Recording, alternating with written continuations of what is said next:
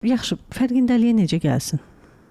Özünü izləsin. O kənar dünyanı izlədiyimiz qədər, TikToku izlədiyimiz qədər biz özümüzü izləməyə başlasaq. İzləmək nədir? Özünü müşahidə edirsən. Bu nədir özünü müşahidə? Mən bugün bura gəlmişəm çəkilişə. Oturmuşam Aytan xanımın qarşısında. Biz hal-hazırda çox gözəl bir çəkiliş edirik, söhbət edirik.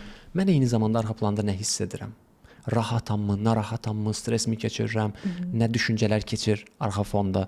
Bunları bilməliyəm. Yeni bir iş həyatına gedirəm, yeni bir iş görüşməsinə gedirəm, rəfiqələrinlə görüşürsən, dostunla görüşürsən.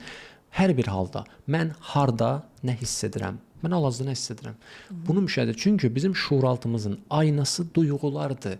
Mən şuuraltım nədir? Yaddaş kartımdır. Şuuraltım nədir? Fərqində olmadıqlarımdır. Şuuraltım nədir? Duyğularımın qaynağıdır. Bəs yaxşı, yaşayırıq, illər keçir, hər şeyi xatırlamırıq axı.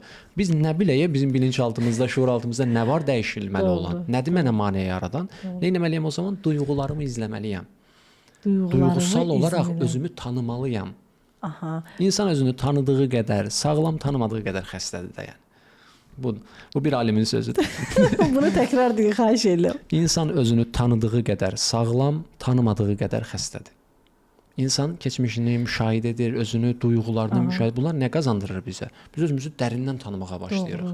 Mən həqiqətən nə hiss edirəm? Mən keçən verilişdə bir şey demişdim. İnsanın şuuru məntiq yürüdür. Ağıllı açıqlamalar gətirir, amma həqiqətdə səbəb başqa olur bəzən. Buna bir dənə də örnək verim, görün ki, özümüzü tanımırıq. Aha. Aşırı qürurlu insanlar tanıyırsınız da. Mən çox qürurlu bir insanam.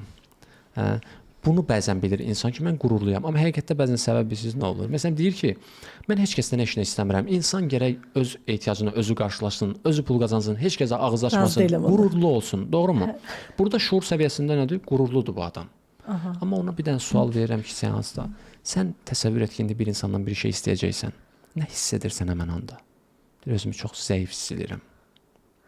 Bu həqiqi səbəb nədir? Zəiflik hissi, şuur altında zəiflik hissi var. O zəiflik hissi qoymur ki, məsəl üçün ehtiyacı olsa belə birindən bir şey istəsin. Amma adam özünü qürurlu adam kimi tanıyırdı. Mən qürurluyam, bunu istəmirəm. Gündəlik həyatda fərqindəlik yox idi. Adam seansda o fərqindəlik yaşanansa oturur.